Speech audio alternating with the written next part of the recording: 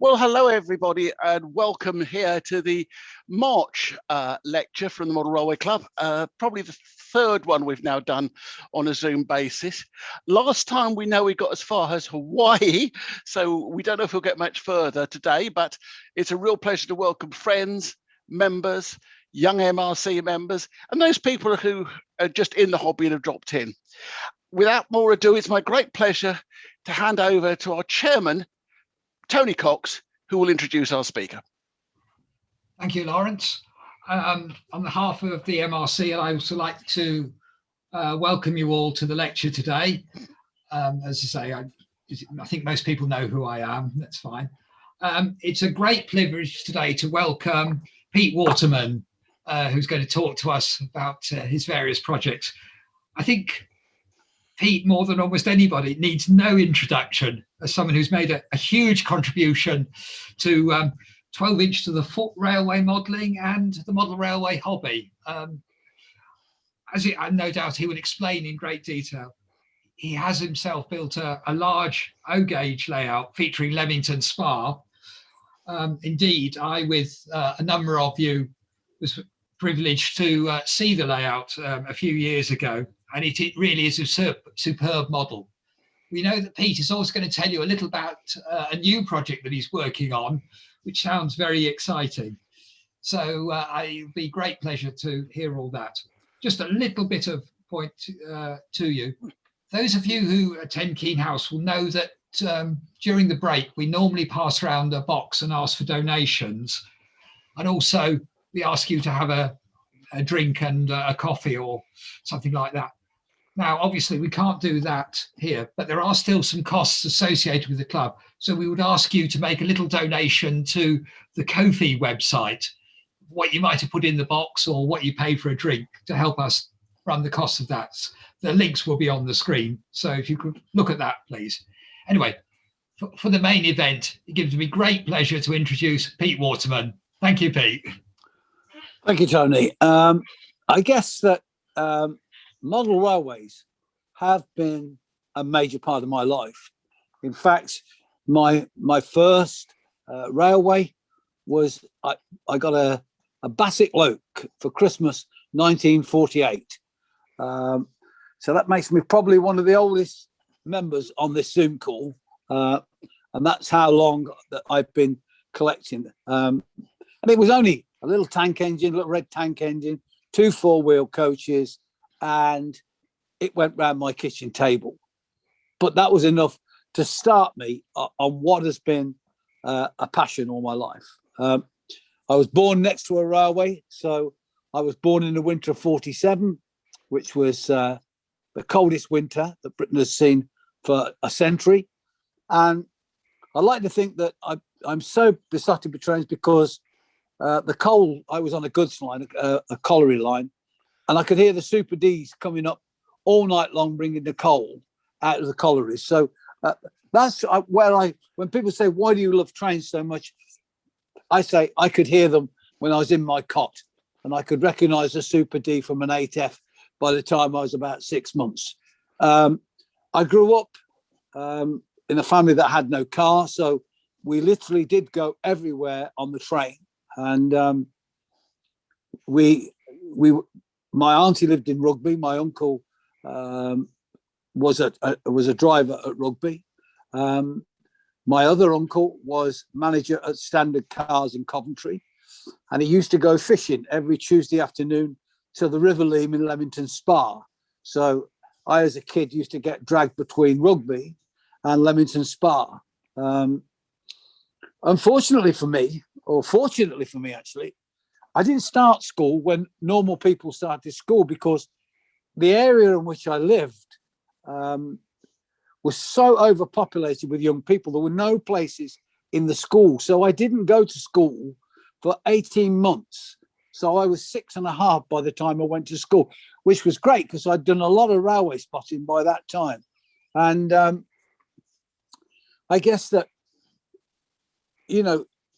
trains had such an impact on me because they were these amazing things. And for anybody who knew the old Rugby station, when the station was covered the trains used to come through the side screens at about 60 miles an hour. Now, for a little boy, seeing a Duchess come through those side screens at 60 miles an hour was an awe-inspiring sight. The noise was deafening.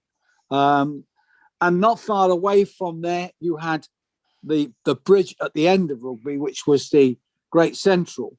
And the trains going over that made an amazing noise. Now, I make a point about the noise because the noise was to play the biggest part of my life, because it was noise where I made my money. And, well, it's music, but some people call it noise.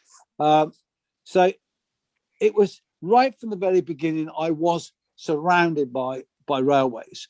Now, the interesting thing for me, and I got my first train set, real train set, which was the Triang Marks and Spencer's Princess Elizabeth. I think it was 1953-54. Now, that was the first electric train set I had. What really interested me was trying to make it real.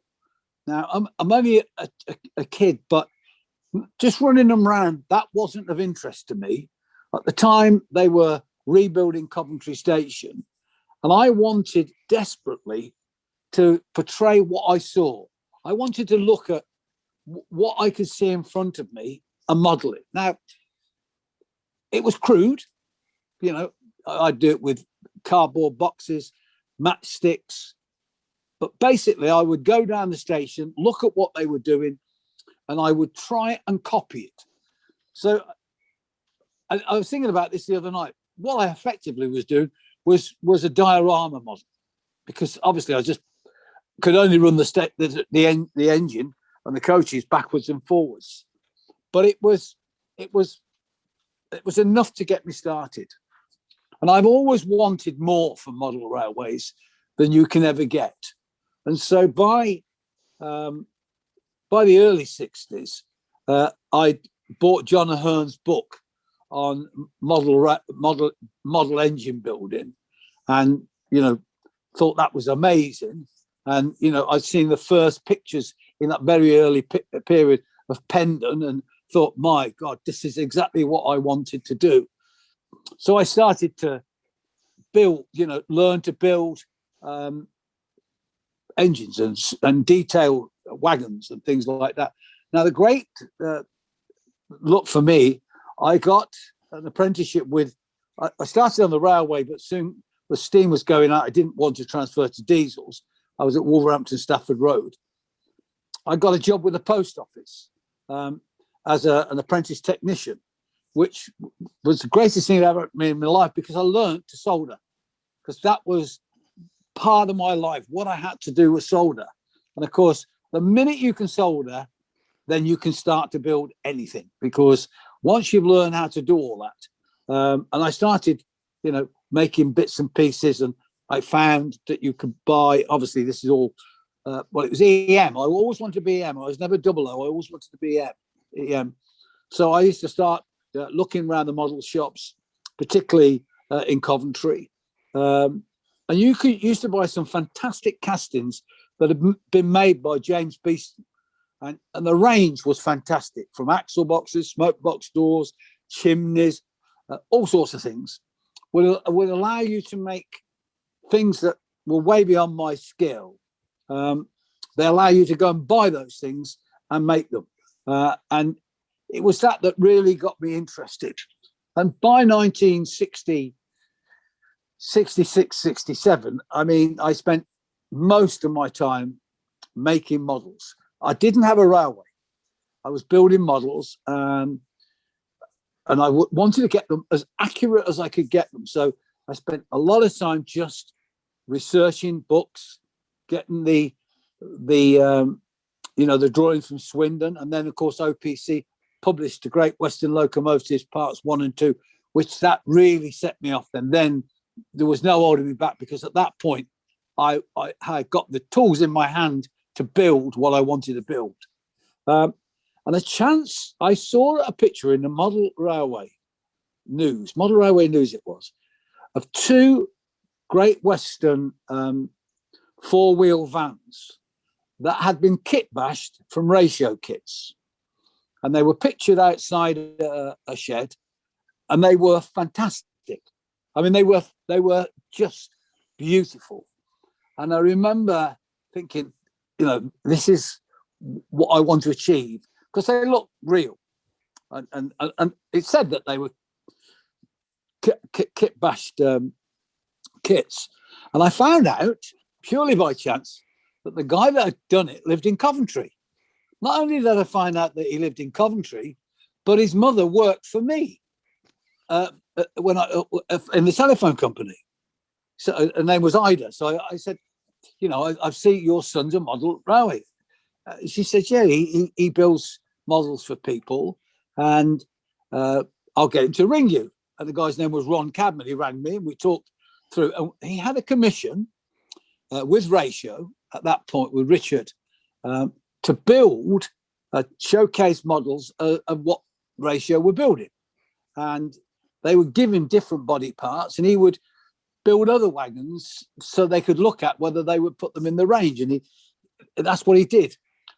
But he scratch built a couple of locos, South African locos they were. And I was totally fascinated.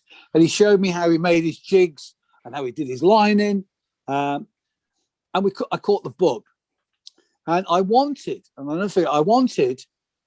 a manor and a county for my collection. That's what I wanted, a manor and a county. And the only people that did the kit were a company in Bristol called Bristol Models. And by this time, I'm making a good living in the music industry. And part of my job in the music industry was I had to cover the Chilterns, Bristol and South Wales. So I thought, right, I'll call in Bristol Model, and the advert was in the Modeler, and it said, call us between 12 and 1. The guy was a lorry driver. Call in, so I got the money, I think 30 quid, I can't remember. And I called him. The guy was so rude, it was unbelievable. He told me to bugger off. He really was so rude. And I just said, well, you advertised in a model, I've come for a man. No, I said, I can't be bothered, And I said, I'll do it myself then. I'll make the models myself. And I went back to Coventry, and I thought about it, and I went into a shop called Models and Leisure, which was the other side of the city to me. And I saw a kit for a Leakham manifold loco and coaches. It was a little kit, and it had the loco and 2 coaches. And the coaches were photolith. They were plastic with the printed, but they looked good. And Barry, who was the guy that owned the shop, said to me, because as I say, I'm doing promotion, I'm all around the country in my car, did I go to Leicester? And I said, yeah. He said, look, this guy's called Central Models. He's in the centre of Leicester. Would you go in and buy me two of these kits, please? I want 2 locos and 4 coaches. Got customers. I'll give you the money. I'll ring him. I'll tell him to expect you. And I went over to Leicester, and above this, I think it was a dentist or a vet's, there was this workshop upstairs, and the guy's name was Rob Hamp, and he built these patterns and everything himself. And I was totally fascinated. He showed me all the patterns. He showed me how he made the molds. So I said to him, do you take commissions? And he said, yeah. I said, okay, I'll go and get all the drawings for a manor, and I'll talk to somebody else and come up with some design features. I want the patterns for a manor. So I went and saw Ron Cadman, which is the guy we talked about earlier. And I said, look, Ron, I want to make a manor, but I want it to be scale, and I want it to be perfect. And so, like you're building these South African models, I want you to sort of look at that much detail. Now, etching at the time had only just started, and the best at that time were the guys at King's Cross, Tony and those guys. I forget what their kits were called now, but they were superb. And they did Gresleys, and they did a couple of BR engines, and their stuff was superb. And so Ron said, why don't we make the chassis? We'll etch the chassis and we'll do it, it'll be a hybrid kit between white metal and etches. And we'll do different etches for the valve gear. So we'll make the valve gear in nickel. And it soon became obvious that the white metal casting industry was a bit of a hit and miss. And anybody that's listening to this who bought the early K's kits will know exactly what I mean. And if you bought the Gem kits, you definitely know what I mean. There was more lead in those than there were in Britain soldiers. I mean, they were absolutely diabolical. Now, the luck for me, which I didn't know, by the way, at this point, was Ron Cadman, who was the production engineer at Jaguar Cars. He was in charge of all the production at Jaguar Cars, had left Jaguar. He'd been headhunted by Lucas Batteries to go and build a brand new factory in Southern Ireland. And as part of this process was to build this plant, he got the responsibility to buy all the lead and the white metal. And so he said to me, look, we're buying tons of this stuff every week. And the company's called Neil's. And he said, I'll talk to Neil's. And because at the time, Will's kits were good. The Will's white metal kits were superb compared with everybody else's. So, we as modelers thought that we'd go down, we'd look at the Will's white metal as opposed to anybody else's. And so the guy at Neil's analysed all the white metals, and he came back to us and said, I can do better than this. I can take the lead out. We'll have more tin, more anthony, and more bismuth. So that'll give you crisper, cleaner, and far harder wearing white metal, which was fine, except the next stage is we then had to go and buy a casting machine, a pot, and all the rubberizing material to make these molds ourselves. But what we got for the first time was superb castings. We learnt off the rubber manufacturers how to make proper molds. So we weren't doing like everybody else was doing. We were casting boilers perfectly round, and you could put them together and they weren't egg-shaped. And it was all the way that the molds were built. So we bought this manor out, and I'll never forget it. It had etched chassis, but it had brakes, it had everything, injectors, everything. And I remember taking it to Sidney Pritchard down at Seaton in Devon for the modeler to review it. And Sid's view was, why have you put brakes on it? And why hasn't it got 1/8-inch brass frames? And I said, no, Sid, those days are gone. The modeler now wants his engine to look like the real thing. That's what he wants. We did, I remember, there was two of us, there was three of us in the company, and we had our wives and our kids packing kits.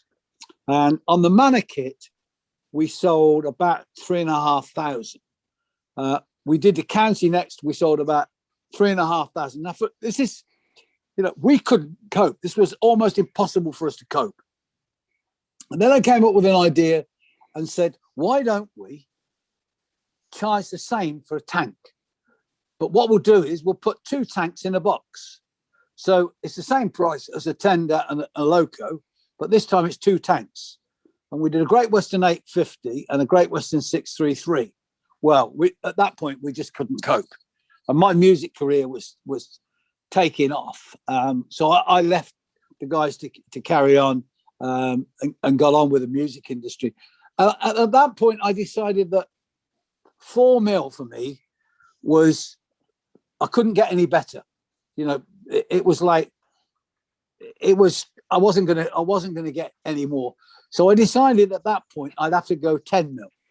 I'd have to go to the gauge 1. I had no choice, because what I wanted to do was I wanted perfect models. I wanted everything that was on that original loco, and I wanted that. So I was at that point. I went and found probably 3 of the greatest modelers. I knew Tony Reynolds, and I knew James Harwood, and I met George McKinnon Ewer in the Black Country, and I convinced them that I didn't care what it cost, as long as it was perfect. So don't say to me, I can build it to a price. I don't want a price. I want that engine to be perfect. And I got Jeff Holt to do London Northwestern engines for me. And that was what I did. But then there comes a point when I did my first railway series for Channel 4, where I realised this was fantastic, but there was nowhere to run them. And I realised that the ultimate, and any model railway career has got to be to run. You know, it's great looking at them on your shelf and in cabinets and going, they're perfect. But if they don't run, there's not a lot of reason for it. So at the end of the series, Pete Waterman on Trains, I'm standing on Leamington Spa, which I'd grown up on and knew inside out, and said, it's time now for me to go and build my first layout. And I left there, and every week or every month, we did have a running day over at Llangollen at the North Wales O Gauge group. We used to meet on a Saturday, put the layout up in the morning. We'd have a running day in the morning, then we'd go to the pub at lunch, and then we'd have a bit in the afternoon, and then we'd drive back. Now, that's great, but it's a long way from Warrington to North Wales, particularly if you can't have a drink. So foolishly, I said, this is crazy. I've got a barn, why don't we build our own layout? And we must have had definitely far too much to drink, because the six of us said, yeah, that's a great idea. And they all said, well, how are we going to do it? I said, well, look, I've got the barn, so, I'll do the barn up. And all I want from you guys is we all work together. So it's not my layout, it's our layout. So I'll put the boards in, put the heating in and the plumbing, but then it's for us, because there was about 8 of us in total. Most of them were Manchester Model Railway Club members. But we got to do something different. And it was at the time when O Gauge was losing its way. I mean, I went to the first Telford, and I was shocked how crude O Gauge was compared with the models that were coming out from Bachmann and Hornby. I mean, I was shocked. It was like, why would you buy a humpback Duchess? This is like, I don't get this. So we said, right, and we managed to get a couple of really, really excellent modelers as part of the group. We're going to do this properly. We'll build, and they said, well, what are we going to do? I said, we'll build Leamington Spa because it's a perfect break, because the railway's on a bend, it's on a curve, and it's elevated. So you have to see your trains through the houses and through the shops. And that's what we did. Now, at this point, of course, 3D animation is coming out, and we were lucky to have one guy that a lot of the listeners will know, Mike, who's done a lot with Cheetor. I mean, Cheetor was the model, the Manchester Model Railway Club N-gauge layout, or 2 mil, which is superb. And he's an architect, so he came in, and we did all of the plans for the layout. We did it all in 3D. So we actually made the layout a virtual layout, worked out why it didn't work, and printed out all the sections and laid that on the boards. Because we suddenly realized if we were to build this huge project, and it's about 95 feet in length and about, it's a big layout. You couldn't do what most people do, and that is you couldn't take your time. You had to do things in broad strokes. You have to attack it with a way and a work attitude that says, here's how we build it. Because I've seen too many, and I've been in too many clubs where they start a layout, it takes so long that everybody has completely lost the will to live by year 36, and I thought, right, so we sat down and we worked out how to use modern materials, because we've done all the track work and done it all in 3D and on CAD. We worked out that we'd have to take the same approach when it came to rolling stock, locomotives, and scenery.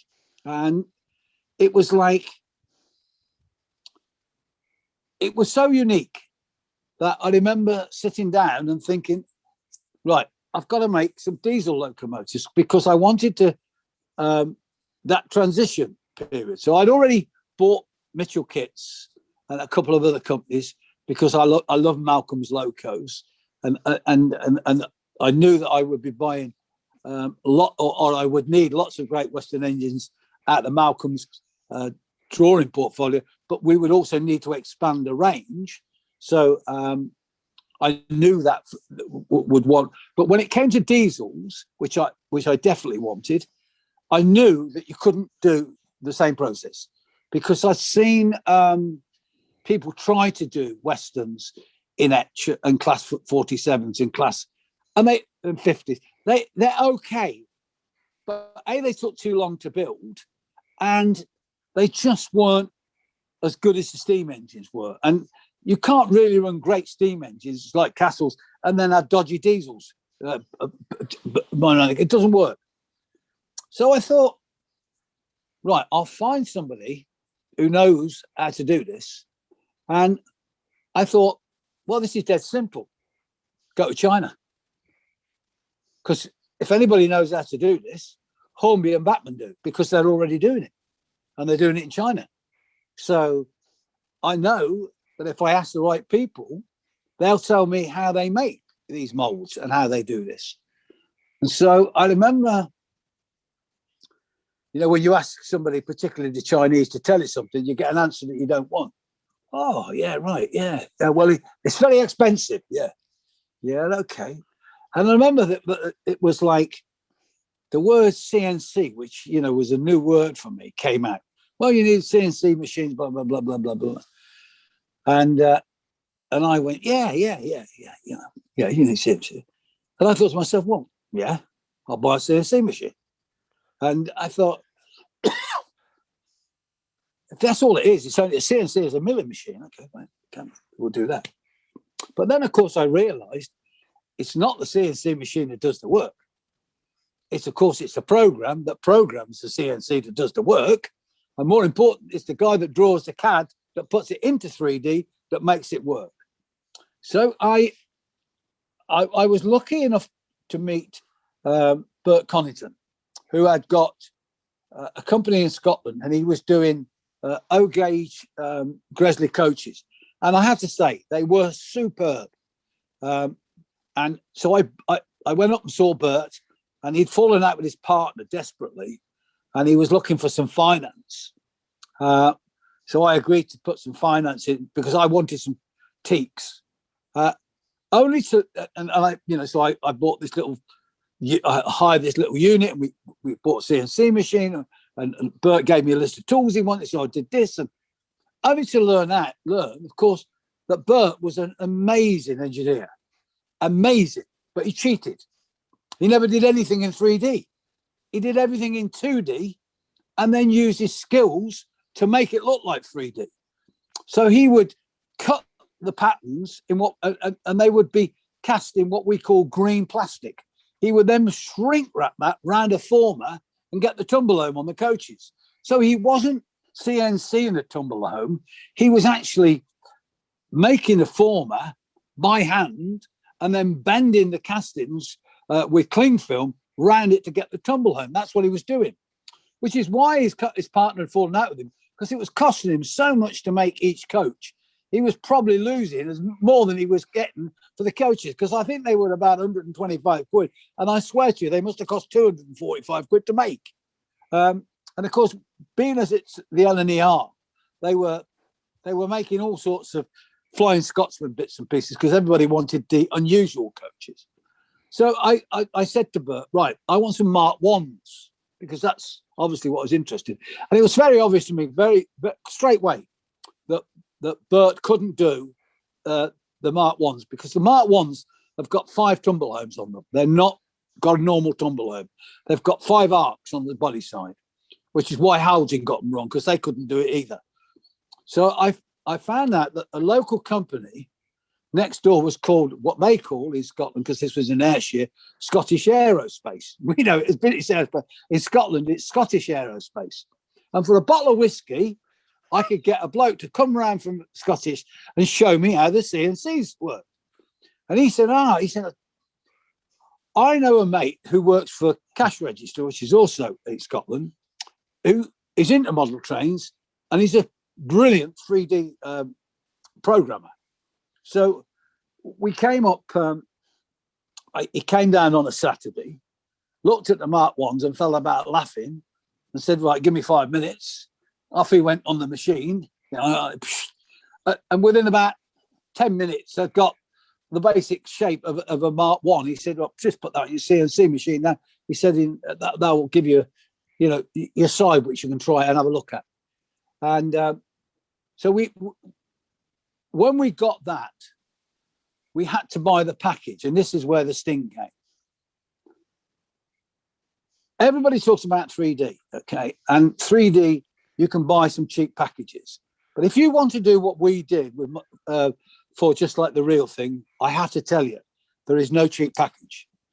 The 3D package that we used cost £89,000. That's just the package. And you only got 3 dongles. So only 3 people could use that package. And there's no way you could actually, you couldn't cheat. You had to, so your guys, for instance, nobody could copy your work. So we did that. And with that, we were able then to look at Leamington Spa and say, right, we can build this.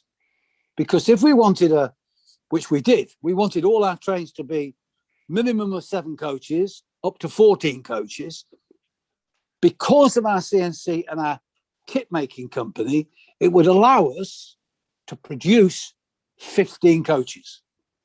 Kits, they were all kits, but that didn't matter because we could then make an assembly line where we could actually make a jig and build them all together. At the same time, laser cutting was becoming an art. It was started, and industry was starting to make cupboards and kitchens with laser cutters. And it was very obvious to us very quickly that if you're going to build buildings, the best way to do it is with a laser cutter.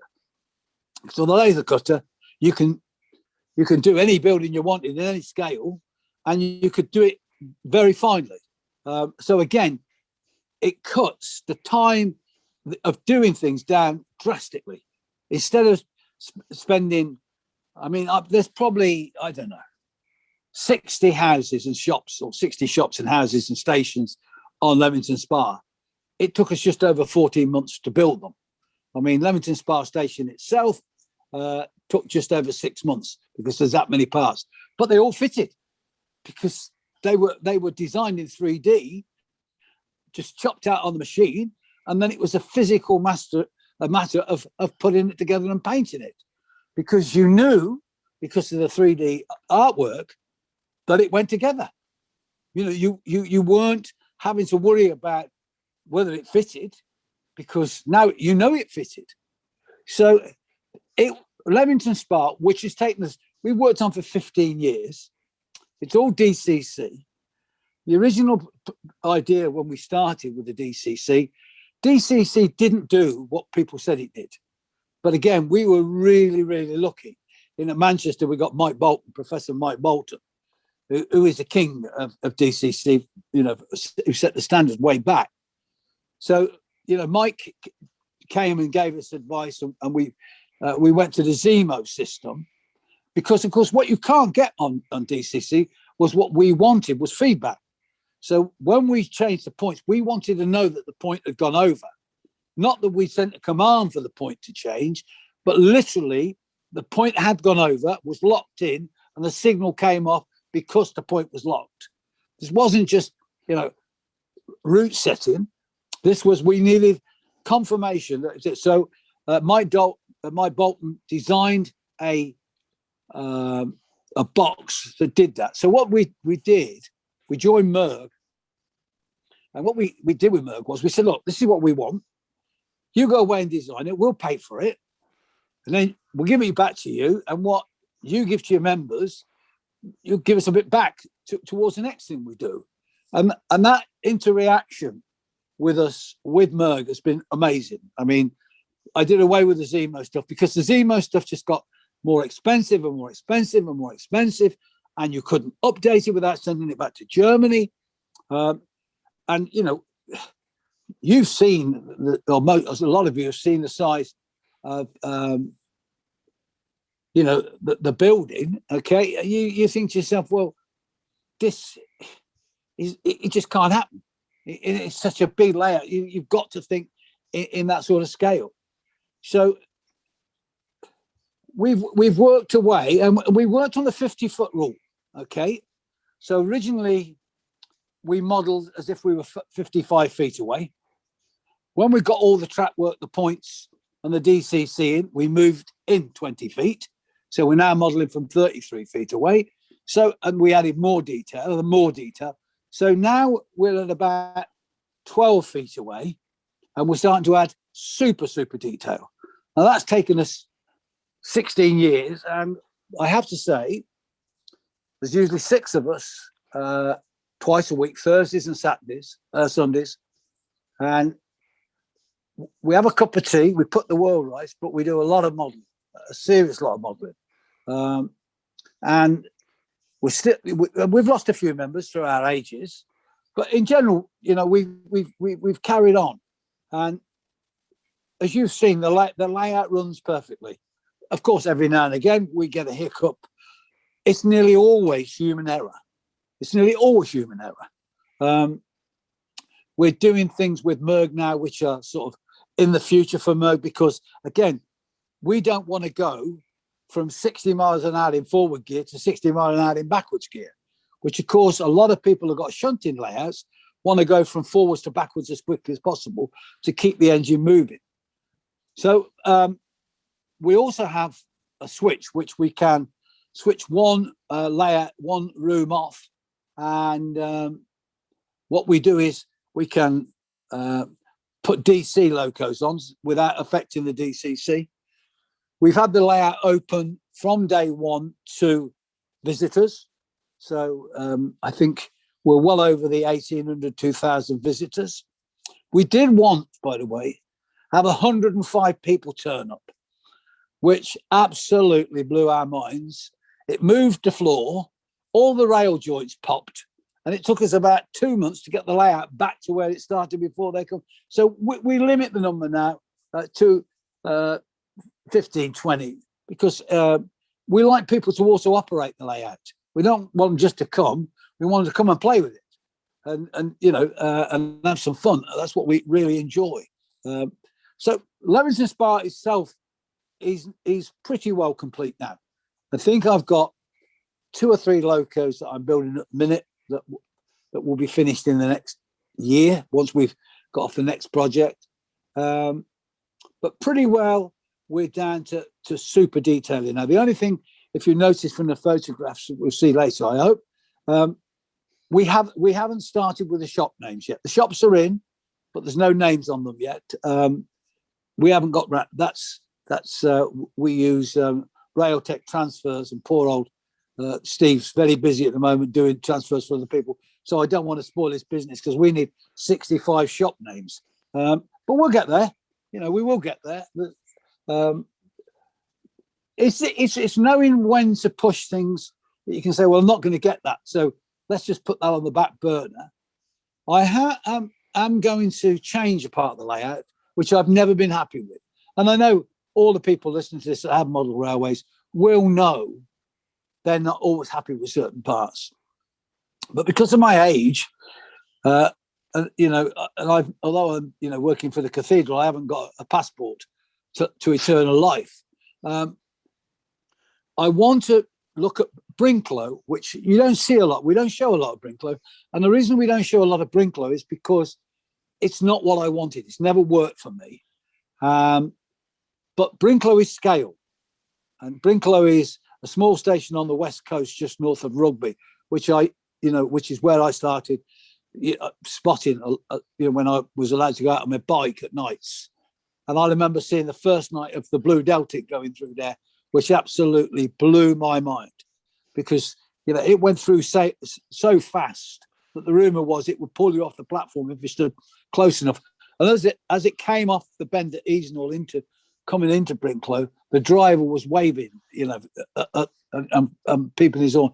Never forgot, because it was just so amazing. So we got the station right, we've got all the signals right, got the goods shed and all that right. The thing we haven't got right is the north of the station, or south of the station actually, is we haven't got the embankments right. The original, when we set it up, we did it with a tunnel as a brake piece. It doesn't work for me. I don't like it. So I'm going to take the brake piece out when we finish the cathedral layout, and we're going to redo the West Coast, because I feel like I know the West Coast now, that I've spent lockdown building it. But the sad thing is, Brinklow is in itself, it is a beautiful layout, because there's some very fascinating signals on it. And also because we run Class 40s with 14 coaches on, it looks great, because you can actually get the whole train in. And as you see from the videos, I mean, our coal trains are 60 and 65 wagons. So, you can get them rattling through there and clanking through. It looks right. So to me, the engines and the coaches and the wagons are, yes, they're important, but it's the scenery. Because what I wanted to do, I worked out from day one, is I wanted to watch trains go by. I'm a lazy bugger. I didn't want to do all this. I just wanted to sit and watch, trains go by. I just wanted to be at Leamington Spa, watching trains go by in 1952. I wanted to be at Rugby, watching trains go by. I wanted to be at Brinklow. I wanted to be at Coventry. I didn't actually want to, build all this infrastructure that I had to build these things. But there was no other choice. I didn't have a choice. If I wanted that dream to work, I had to look at, I am that kid with that, with a runny nose, the Hercules bike with Sturmiata gears, my arse hanging out my trousers, sitting on that bridge, watching those trains go by, which I did every night from Easter till September. And, I loved every minute. I didn't have lots of mates. I wasn't frightened to go on my own. My dad used to go fishing because the canal ran right alongside Brinklow. And the last steam engine that I needed in my ABC combine was 6230 Duchess of Buccleuch. The signal went up on the down main. And my dad got a bite. I'll never forget as long as I live. This Duchess shot out of under the station at Brinklow, and I spotted straight away in the front 46230 Duchess of Buccleuch. I leapt in the air and jumped in the canal. My dad went absolutely bloody mad. He went nuts. He went nuts. I'd spotted he got a bite, and I scared the fish off. He did not appreciate that I'd just finished all of my engines in my ABC book. He went nuts. He wouldn't take me fishing with him for months. It took months for me to get his confidence back. But, it was, I guess, when I sit now, and sometimes I just go upstairs and sit down on a Sunday, and as I say, we have a cup of tea and a chat. I just put a Super D on the cot empties. Just put it at about 4 miles an hour, 5 miles an hour, and just let it trundle up the bank, and just trundle through, down the west coast, coming in from Nuneaton on a full track, and an 8F coming the other way with 65 on. And you know what? I'm a little kid again. So that's what modern railways mean to me. H.G. Wells wrote about a time machine. I've got 2 in my barn. One for Chester Cathedral and one for Leamington Spa. Pete, that's been absolutely fascinating. I will just say for those young MRC members on the call, we do not recommend jumping in canals, no matter what successes you may have. But remember the joy of being a kid, and when you make your achievements, enjoy them. Now, we've had the odd mention about the cathedral. We're going to take a 15-minute break, and when we come back, Pete's going to let us in. In addition, we have some footage of Leamington Spa. We have some stills of the secret layout and why Pete may now be in God's good books. This normally the point where poor Hugh is rushed off his legs, but as we said earlier, there is no way we can get a drink or a pint to you. However, we would like you to take a moment to buy us a coffee to help with defray the cost of these lectures. Details are coming up on screen, and we'll be back to you in 15 minutes.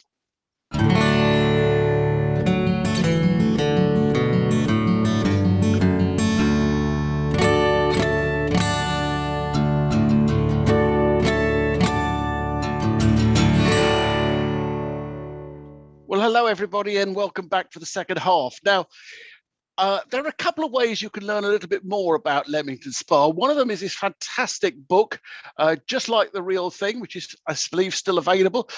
Mine's autographed, but I understand there's another 10,000 are also autographed. So Pete's love of 10,001 has not been lost on me.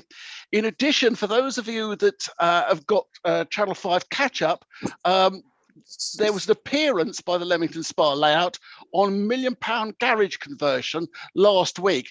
And as I said, for those of you that would like to see a bit of extra, that's available to you.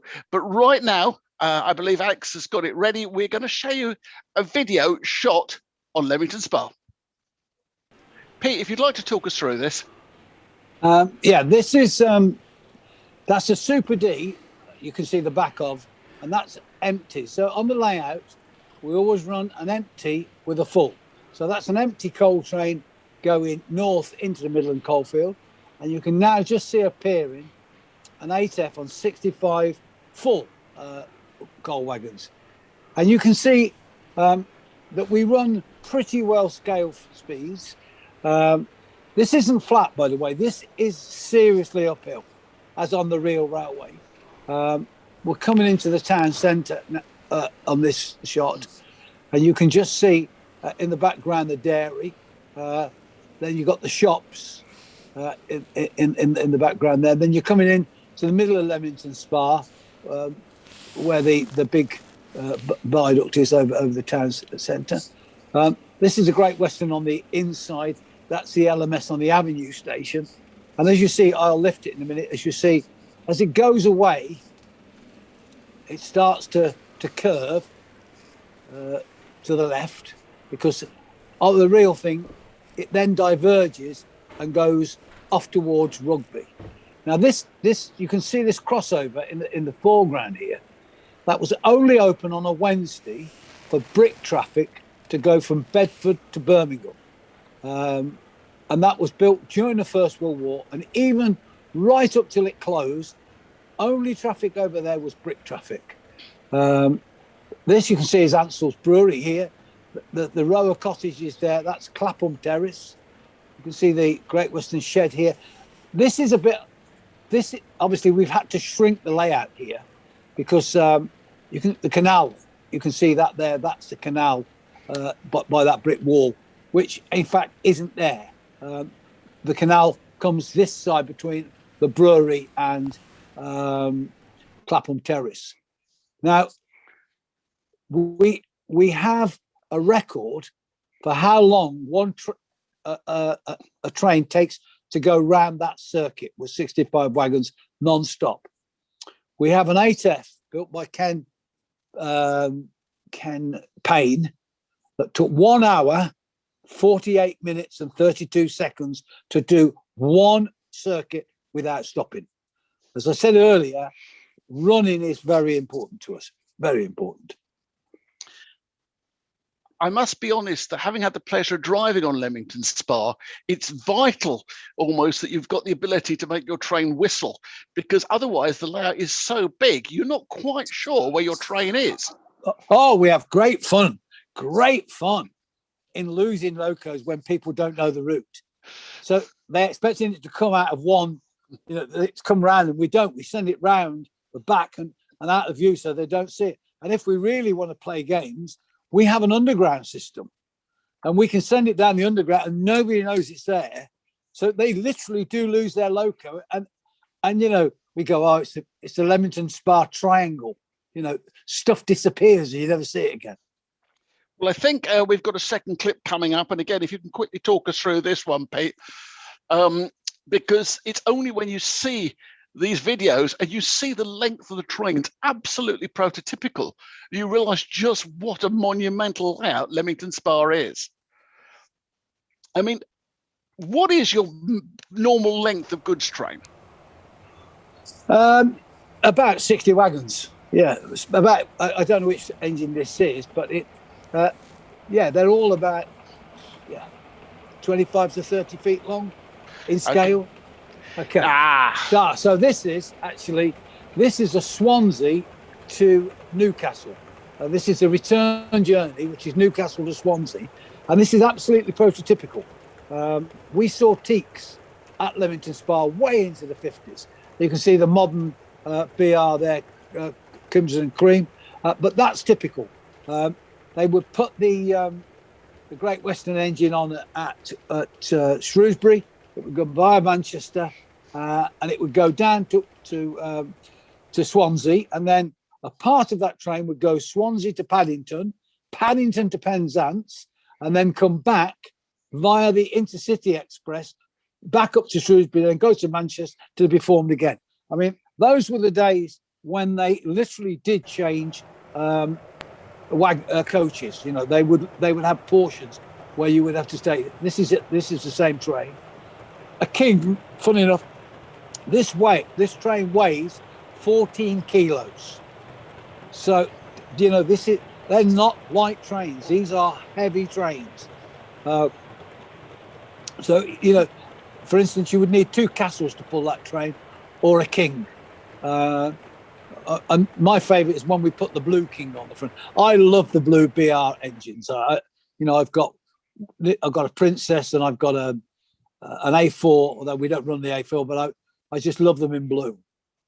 And you talk about the 33-foot rule, but just looking at that, you have to blink for a minute and realise that you're looking at a model and not a genuine line-side embankment. Well, we don't want you to know that it's a model. We want you to think that it's a line-side view. That's what we've tried to achieve. And I mean, a lot of the members originally said, if you notice when you saw the Leamington Spa town centre, it's chopped off. The houses are sliced and the hotels are sliced completely in half. And we did that deliberate. I didn't want to put false ends on them. I wanted that, you see, we'd actually just sliced through Leamington Spa with like a knife and gone, here's the railway and these are the houses around the railway. And I think it works because you still know it's a model railway, but you can get with your camera, if you want to take a great picture, you can find that view on there that could be like the real railway, and you can take the picture without seeing the end of the building. And I mean, everybody goes over to take pictures at Hatton Bank, which is where that train was there. But in fact, the best pictures, I think, are the ones taken where you see the train through the station itself, or through the buildings. And of course, we've got another station on there, which is Leamington Spa Avenue. I don't know whether you can show the Class 40 coming out of Leamington Spa Avenue. Alex, can we try and tee up the Class 40, please? Time for a bit of diesel rather than steam, I think. Well, this is really quite interesting, because I got the Network Rail gave me all the plans for Leamington Spa station. We called it General when I grew up. They had all the plans. They gave me the lot. They said, "Here, this is what you might be looking for," because I'm actually president of the station at Leamington Spa. So they gave me all the drawings, so we know their scale. I also then had to think about building Leamington Spa Avenue, because it had to be as good as Leamington Spa General. I found the 1873 drawings in A Man That Died in Leamington Spa. We were at the Model Railway Show at Leamington, and a young guy came up to me and said his granddad had just died. He got these plans in his loft. Did I want them? They were the 1873 drawings, full scale, of Leamington Spa Avenue Station. Unreal. So again, this station is, I think it's spectacular because it actually is scale, and it's unique in that it had got, you know, in the 50s when I was there, got ladies and gentlemen's waiting rooms. And they were fantastic. I mean, you know, they're like royal waiting rooms. And I've never seen anybody model, you know, that much detail. Now, your greatest love, of course, is 10,000 and 10,001. Yes. Why do you love those two diesels so much? Because when I was spotting, I used to go to Birmingham a lot. People, all the spotters hated diesels. They used to boo them. And I thought, you know, these two engines are beautiful. Look at them, they're great. I know they were in the car, but when they went, you know, when they went through, I was so excited. And we saw, obviously, they were on the West Coast for a long time. And then they went on to they went as Bescott engines on the Midland, and I saw them every day.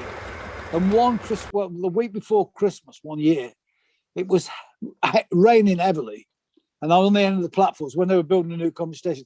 I was soaked, absolutely soaked. And 10,001 pulled in on the Midlander.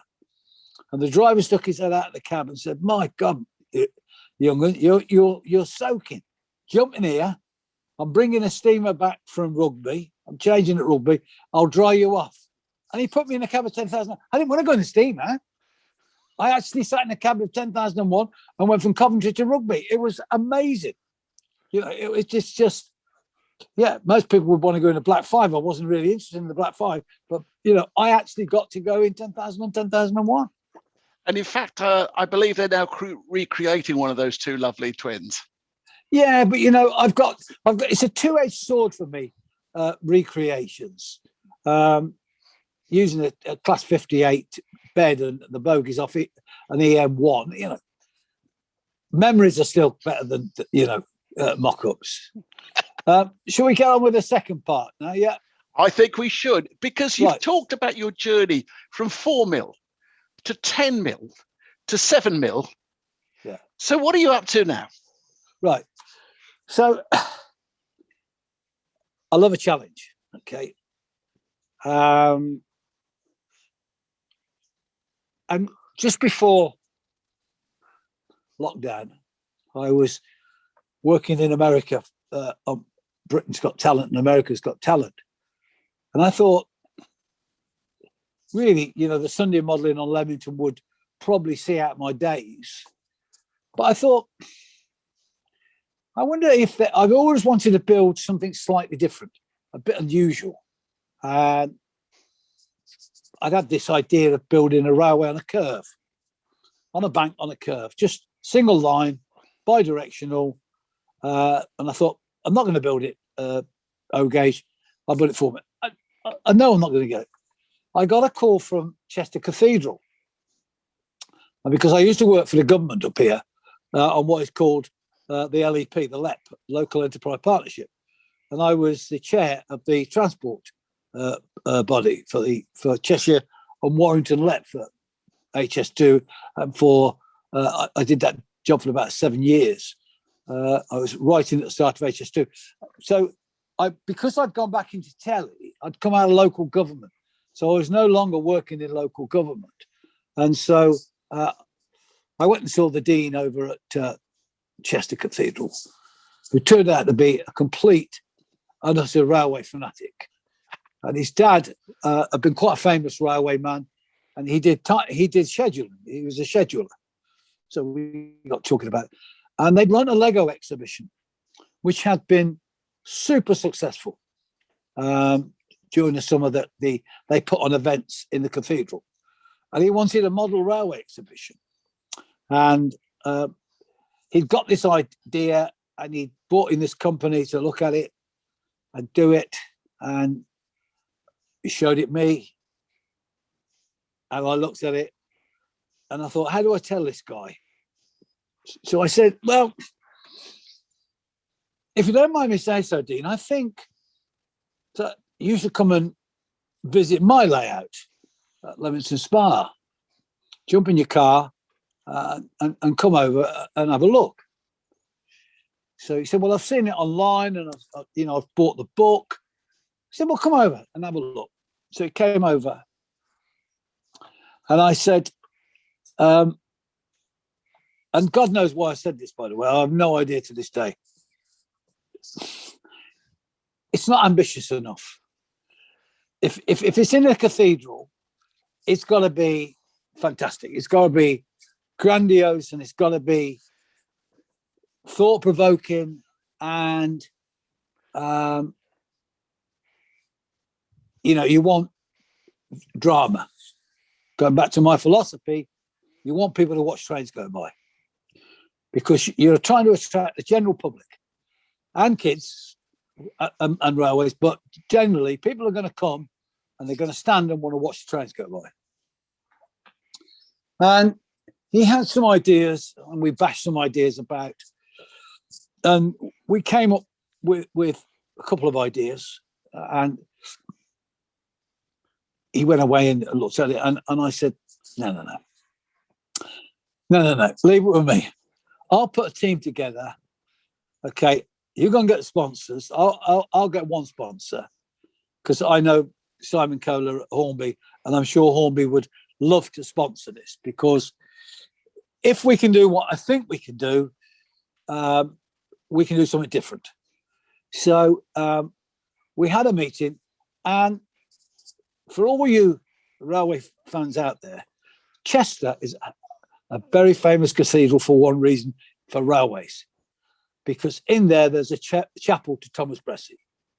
Now, for all of you that don't know who he is the most important railwayman, even more important than Robert Stevenson, because he built 1/3 of the world's railways. He was the engineer, and he built London to Birmingham. He built so many railways worldwide. He is an extraordinary man. He's from Chester. The family are from Chester. He had a workforce at one point of 26,000 people. He didn't have a bank. He didn't have an office. He didn't have a secretary. He did everything himself. He never went over budget. If he did, he paid. He never charged a company for going over budget. So, because I've been traveling up and down the West Coast 3 times a week for 60 years, I see Thomas Bressey's work everywhere. And it's amazing. It's just, again, it's like, wow, why did the railway do something like this? It's a tunnel, for God's sake. Why is it a castle on top of the tunnel? Well, because you're on Lord Lichfield's land here, and he wouldn't allow you through unless you built a castle. Yeah, but what about the trout stream that he's put across the railway? He's diverted his trout stream over the railway. And you go, this is really quite interesting, because what we're really looking at is we're looking at the railway, but the railway is always set in a landscape. It's not always set in the middle of Leamington Spa. It's actually more of our railway is in rural and urban, in rural England, than it is in town centres. Now, Pete, so, yeah, I've got a very good friend of ours, Jamie Warren, on the line, who won BRM Modeller of the Year last year with Sandy Shaw, that's about 4 feet long. So just to put it in perspective... There's always something there to remind me, though. Yeah, absolutely. But while his layout's 4 foot long, how long is this cathedral layout going to be? It's 67 feet. Well, okay. And this is what I'm saying. I wanted, once I got the Thomas Bressey idea, I wanted to make a layout that was true to life. Okay. That was a tribute, not just to the railwayman and to the railway itself, but to the building of the actual railway itself and the villages and places it goes through. And so what we agreed was we would base it very much on the West Coast, but we'd put a couple of other fictitious places in. Not fictitious, they're real places, but we'd put them in the layout. Because 67 foot, if it sounds a lot, trust me, it's actually more than you think it is, okay? Because it's a round and round. So not only you got 67 foot at the front, you've got 67 foot at the back and 14 feet between. So it's the laying the track, right. So I approached this, and the Thomas Bressey Society, the one thing that the Dean wanted was Keffin Viaduct, just outside Wrexham, which is a very, very famous viaduct that Bressey built. Still there to this day. It's beautiful. It's in a park. It's brilliant. But when I built it, I realised it's 9 feet long, and we've only built 1/3 of it. You know, so you think, well, it's like, wow. And then I thought, well, every day, a lot of people that are on this now that are at work will travel to London for their work down the West Coast. They'll go through, Road, they'll go through Tring, they'll go through Berkhamsted, but they'll go through Watford, right? And then they'll come into Euston. On that route, there are some amazing, amazing structures. And I thought, right, what we'll model is the West Coast. We'll have Shuckburgh Tunnel, which is the tunnel in Stafford, which is quite an amazing structure because it's castellated. We'll split that, so you can see both the North Portal and the South Portal. Then we'll come into Tring Cutting. Then we'll go into North Church Tunnel at Berkhamsted. And then we'll finally go into Watford Tunnel. So your 67 feet will take you from North Wales to Watford. And it won't be straight. It'll be 4-track, all electrified. It'll be bang up to date. So once you leave the cathedral, you can jump on the train, you can go to London, you can see everything you've just seen. Okay. That's fantastic. Pete, while we do this, could you talk us through some pictures that we're now going to put up of this fantastic new layout? Please. Right, so this is one of the biggest problems you have when you decide to do a 67 foot layout. This is the dual trunking, signal and telegraph trunking for this for the right hand side of the layout. Right, so you think, well, there's 67 foot of this. No, there isn't, because there's double trunking. So actually it's 120 feet, but no, it's not, because you've got the same on the other side. So it's 240 feet of cabling and the legs. You can see how many legs are on it. That has taken me 5 working days to build. And, a couple of the lads said, but it's not really that important. I said, it is that important, because when you see it on the layout, it's absolutely works, because it's so obvious when you see the real railway that they've now lifted all the cables out the ground so they don't flood, and they put them on legs, and they're obvious. Whenever you go through the cuttings, they're there. They're as much a part of the railway scene now as are the catenary. What else have you got there? Come on, let's see. Oh, right. So here you see it. There you go. So you put it alongside. Is it important? Yes, it's important, because, it's there. You see it every day, and you go along, you don't look out the window and you go, cool, there's a lot of trunking on this railway. But think about it. The cables go from Watford all the way to Manchester. I mean, and for 4, there's 6 cables in there. Can you imagine winning that contract? That's amazing. And that, what they've just done at Tring is they're redoing all these. You can see we've had to make all the catenary ourselves. And what we've done, I don't really got any other shots there. Got any other shots? Yeah, that's just another version. What we've done, there you go. This is just, in fact, this bit is coming out of up to Watford Tunnel. So you can see again, it's different. And what we've done to make it look more interesting to the viewer is we've swapped it round. On your left-hand side, you see the double main line. That should be on the right-hand side in front, because that's the old London to Birmingham. But we wanted to use it the wrong way round for the way you saw it. So this is as it comes out of North Church Tunnel. So it goes out into the tunnel as single bore and comes out the other side, then goes all the way down onto the next tunnel, which again, you've got the double bore of Watford and 2 single bores. We decided to keep those, as a double bore. So that's there you can see North Church Tunnel. And at the time this photograph was taken, the top wasn't on it. Now, for those who are interested, the only buildings on this layout, other than 2 porter cabins, are 2 houses on the top of that tunnel. Because when you come down the west coast every morning, what do you see? Those 2 houses on the top. They're probably 1940s houses, and they're there and to the left, which you can't see because again, it's above the eye line. There are allotments. So these are the beauties of having Google Earth. So you look at something, you go, I'll go into Google Earth now and I'll look what that looks like from space, and we can model that. So that tunnel there is about 5 foot long, and it is the only structure other than tunnels and viaducts and bridges on the whole layout. There's 2 houses, but there's lots of gardens and lots of trees. And what you get, which is amazing, because it is a pretty long layout.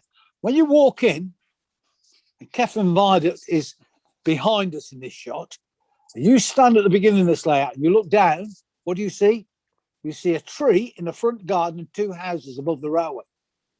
And that gives you a perspective of how far railways are and how much part of the scene they are. Now, the other problem, the other thing you come across is,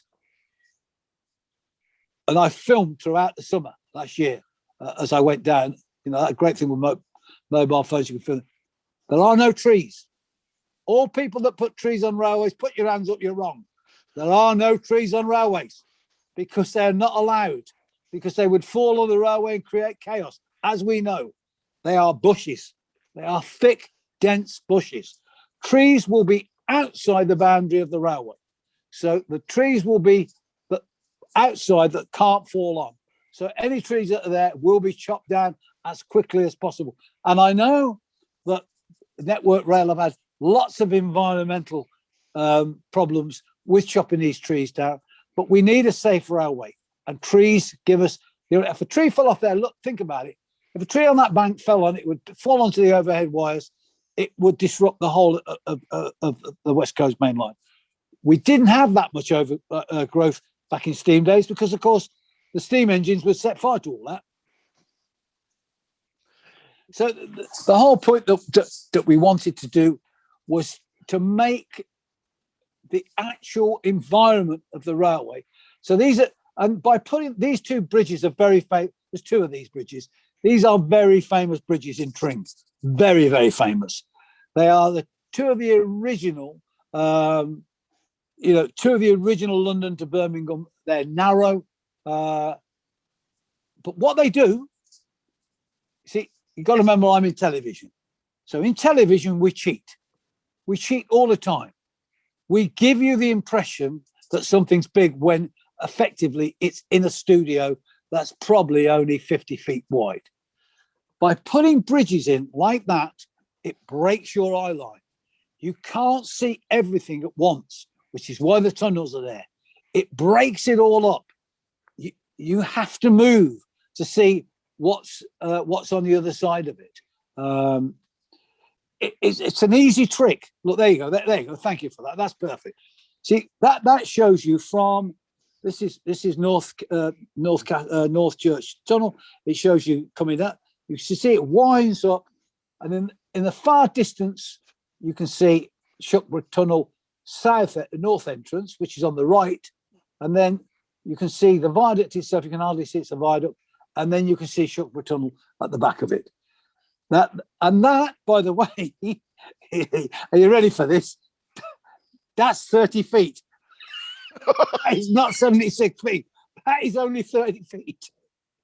And that's the enormity of what you get. These boards, and there's 1, 2, 4 boards there, you've got just over 34 feet.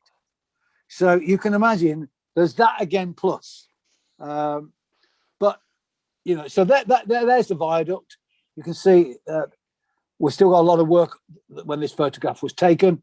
But you can see it goes off to the right. It's electrified. That would officially, we're saying it went to Northampton, but of course it would be somewhere like Manchester. Again, you can just see that once you see, just at a point here, if you see this picture, it hasn't got the trunking on. Look how empty it looks when you don't have the trunking on. Yeah. And I think I sent you a picture. You can see by the way that the backboard there, look, that's where the baseboards join. Obviously, because it's transportable, it has to break down in sections. I did send you a picture, I think, of the catenary going up. There's the viaduct. So that structure, I'm very proud of that. Honestly, it took me 9 weeks to build that. That was the first part of lockdown last year, and that just about kept me mental, safe. And I've done stuff. I've never worked like that in 4 mil. So again, we did stuff, and that's made a plastic card. We laser cut the plastic card, designed it in 3D, and built it on a wooden frame. And you can see Shuckwood Tunnel in the background there. So that gives you, again, this is only 36 feet. All you're looking at is 3 baseboards here. Take no notice of the legs underneath, they're just there to support. But it can give you an impression of, once you start adding the colour, and I was just hoping, have you got a slide there where I've got the catenary wires going up? That's Watford Tunnel. Before, I haven't weathered it here. I'm just, this is just putting it in. But again, you can see the ornate, that's Shuckborough South portal. I did send a picture. That's again Watford, gives you the idea. I've weathered all these since. That's North Church. There's the right. So there's on the top there. You can see the 2 paths to the house. There's 2 1940s houses going there. That's 5 foot, and the reason it's there is because we have to take the top off just in case anything falls off while it's in there, because there's no way getting it around the back. Right, here we go. We're back to Leamington Spa. This is Brinklow. And as I say, this is scale. That's Brinklow Station as I knew it. You can see I haven't finished the back scene as we're going to do it. And the signals at Brinklow are fantastic. All the track is handmade. All the ballast we laid with a fine paintbrush. The trees are willow, I think silver birch. I can't remember now, but there's a lot done on that. You can see the smoke going up. And when the trains used to whistle through, by the way, the boards used to shake and all dirt used to flitter down in the sunlight. Brilliant. So what have we got coming next? Oh, right. This is the Leamington Spa goods shed, which we didn't originally plan, because you can see we've had to extend the layout. What never worked for us was that is just over 7.5 feet long. You take that out, it doesn't work. You can see the station in the background. That is such a big structure next to the station. But when we took it out, or it wasn't there, it didn't work. So last year, we extended the baseboards and we built that. And it's smashing. You can see it. Also, I built some trees during lockdown. These are acers, because obviously we've got lots of green trees. I thought I'd build some acers. Can I also ask you a little bit about the signalling, Pete? Because in fact, all the signalling around Leamington Spa works, doesn't it? Oh, it does, yeah. It's all prototypical as per the rating plan. Absolutely everything works. It's interlocked. It's great fun. Oh, Unfortunately, it takes about 12 years to run it. So, it's not very often you see all the signals working. We use the main line ones, but the calling on arms and all that sometimes we tend not to do. Yeah. And this is Keffin Viaduct, and you can see I'm just starting to weather it at this point. Now that tree is just laying in the ground. That why I hadn't finished that tree.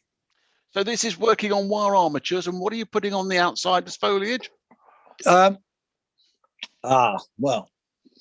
I use seafoam. Okay. I put all branches on individually by hand. I always have done. I don't use seafoam as a tree itself. I start with a wire armature, and then I stick the seafoam to that, and then I make my own foliage, different colours. And for all them that sort of want to do a little bit of that, I use on the grass. I use bramble. It's called bramble. I think it's a Dulux paint emulsion. I do that as the base, and then I use Tamiya Luftwaffe colours. I use drab olive and dark green. They're absolutely the best greens ever. The Germans knew what they were doing when they camouflaged their locos. They camouflaged their aircraft. Honestly, brilliant. And you can buy them in the little aerosols. That gives you the view from the top of the tunnel there. As I say, it's still only 30 feet here. But you can see it's about mass. It's about that there is so much vegetation that's all you can see. And so it's different greens, different browns, different yellows, different greys, all sorts of colours. And then the weather. This is interesting because you can see here the jigs we've made to get the catenaries at proper distances. So we designed the catenary itself and it to go together. They're MDF. The jigs then go together to keep the legs at 500 or 380 millimeters apart. And there's another jig that goes in at the back that puts the catenary posts up at 90 degrees. They can't, it locks them square, so nothing can move. What are you using for ballast on this? It's Woodland Scenics ballast with a lot of hard work. A lot of hard work. The ballasting took me about 8 weeks every day, and it's all laid down. What I do, which is different from a lot of people, yes, there is cork bed, which I chamfer before I put down. I then put neat PVA on, then sprinkle a very light, and I always do it with my finger, a thumb and forefinger, light ballast on. Don't try and put a ballast on. Let that go off, then start to ballast, because the original ballast you put on will lock your next ballast into place. And I use a hammer to tap it down, and then the normal PVA washing up liquid and water solution to lock it down. You can see the point there, which is across there. We haven't ballasted that yet. We've got to put the points in there first. Fantastic. And how are you getting your catenary to work across board joints? Well, what we do is we take off the last piece of the last piece of wire. So let's just say that was the end of a joint there. It would be wired up to that piece, but between that and the next post, that would be loose. We wouldn't have that wired permanent. So you take it off to transport it, then you put it back on. Fantastic. And that's just a shot. As I say, we've done so much more. And when you start to see, I'm a big believer in detail. I think you've gathered that. To me, it's all about detail. And to me, you can see the tree look on the top of the tunnel there. And with two houses, that will just look amazing. See, to me, what you guys did with Copenhagen Fields and what they did with Cheetor, and I think what you did in 2 mil is what it's all about. Yeah. I think in 4 mil, we have a problem with scale. And so Pendant for me is brilliant modelling, but it doesn't look right because it's actually, there's too much for the eye to see and it's too wide and you don't see that much. That's why I picked the cutting because, so this is the part of Brinklow that I'm going to redo where these trees are and rebuild this bank. And here on the right, by the way, this is our cassette system. So just in front of the cassette system, you can see that line coming up. That's our underground. Okay, that's how we get Great Western Engines through Leamington Spa Avenue without them going through the station, because of course Great Western Engines won't go through because they're out of gauge. So here you see all the trains stored, and there's a cassette system that you can't quite see, but there's a hole in the baseboard there, and they fit into the baseboards. You bring them out, couple them up, they can go around, and they come back in, and you put them in the cassettes, and the cassettes go on those legs. We have 20 full trains on that cassette system, as when there's 25 trains all stored up that you can use at any one time. We can run 69 different trains without repeating it. That's amazing. Pete, I'm acutely aware of the time, and I know one or two people have got it's a school night because they're back in school. You whetted our appetite now for this wonderful layout, which we call the cathedral layout. When will people get to see it, and where? Well, we're going to start publicity any minute now. It opens on July the 12th, which is a Monday, and it runs all the way through to the second week in September. We've already got the modeler has done an article.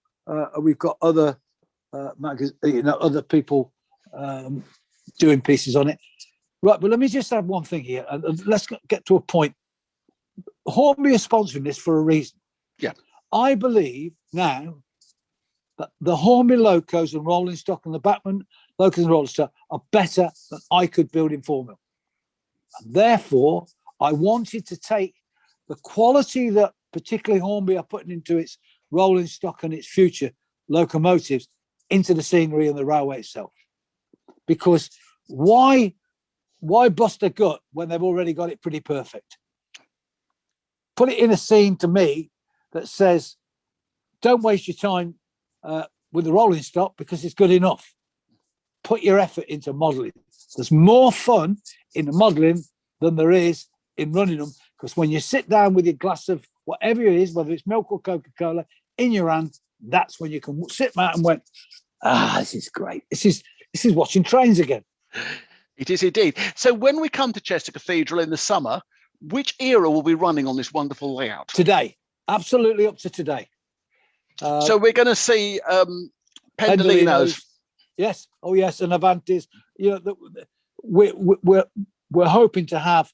In fact, we will have some of the first new Avanti trains in their new liveries.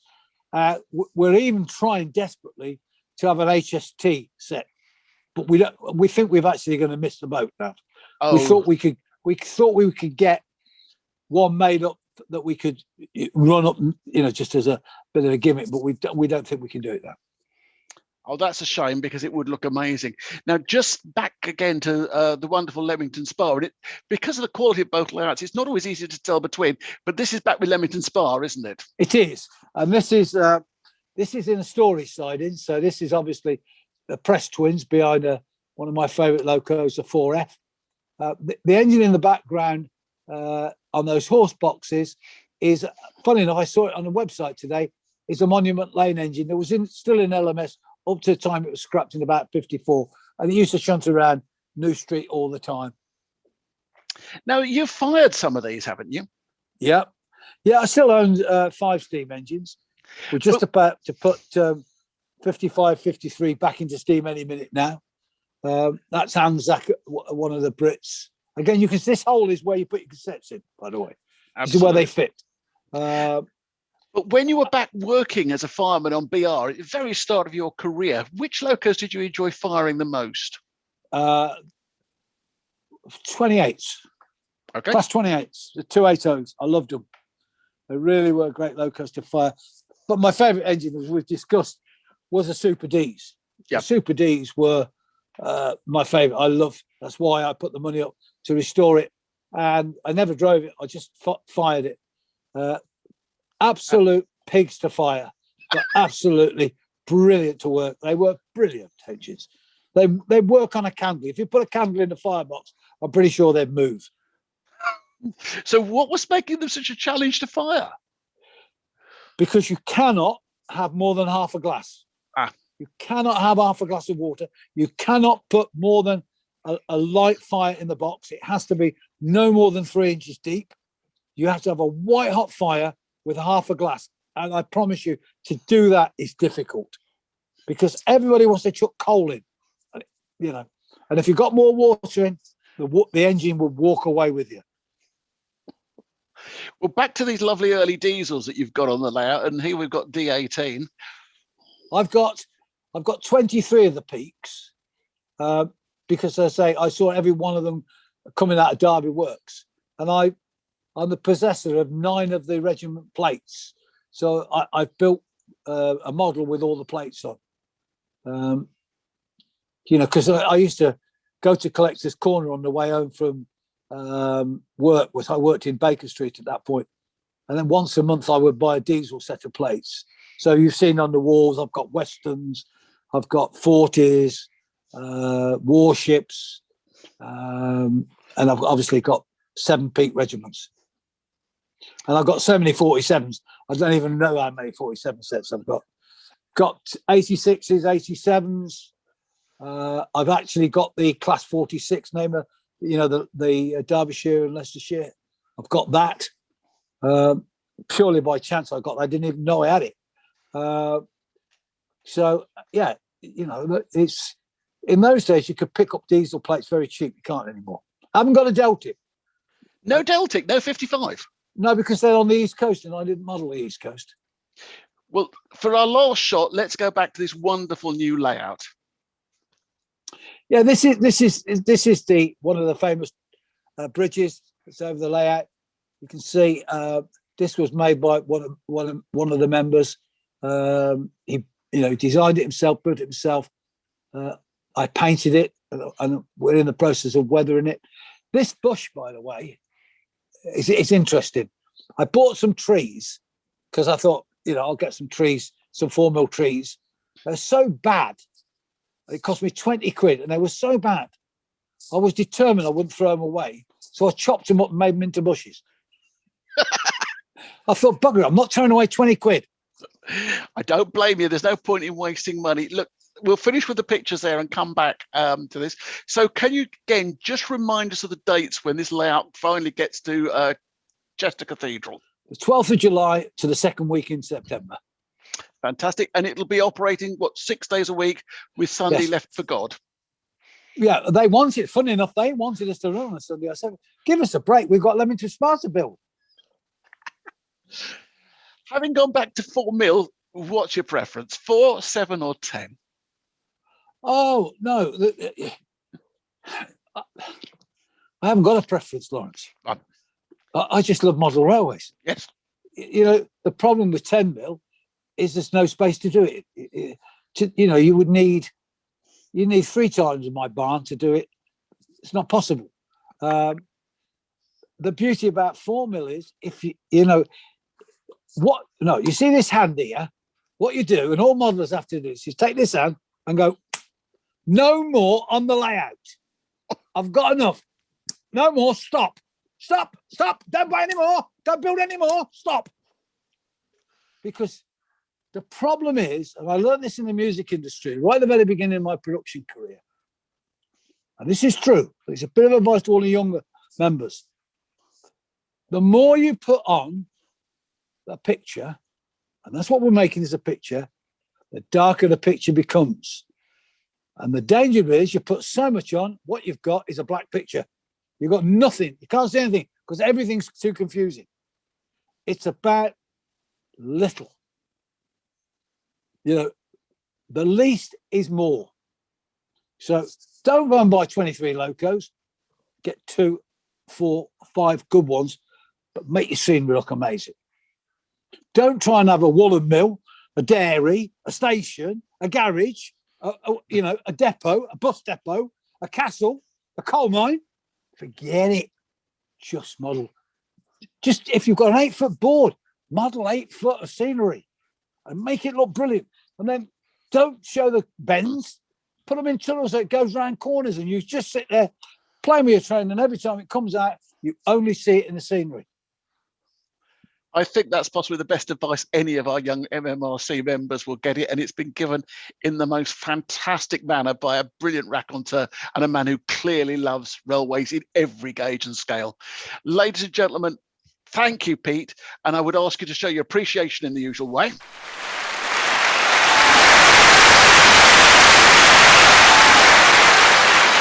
Oh, thank you. Thank you. Oh, Thank no, you. it's been an absolute privilege. I don't know quite how we're going to follow that, but we will be doing so in 2 weeks' time. Our very good friends from, I think it's Copenhagen Fields, are having another virtual club night. And then our April lecture is taking us to darkest sheds in London, to a very secret location where Gordon, a 4 VEP, is being completely refurbished to come back out on the mainland by a bunch of minions, apparently, but more to follow. We've also started lining up our autumn lectures, and we've got some truly special stuff, including, I'm hoping, a insider's guide to this wonderful Trans-Siberian Express exhibition that's coming first to Locomotion in the summer, and then is coming to London and the Science Museum towards Christmas. So we've got some very special things to look forward to, but I don't think any of them is going to be as much fun as the wonderful evening we've had tonight with Mr. Pete Waterman. You're too generous. Thank you. And it's been a privilege. And I've just been looking at some of the comments, and thank you, guys. You know, I've had 73 years of making trains. I wouldn't change it for the world. The music industry is great, television's great, but you know what? You sit, the last 12 months building this Chester Cathedral layout has been a joy to be playing trains again. Oh, it's been brilliant. Stay safe, everybody, and we'll see you back in 4 weeks' time.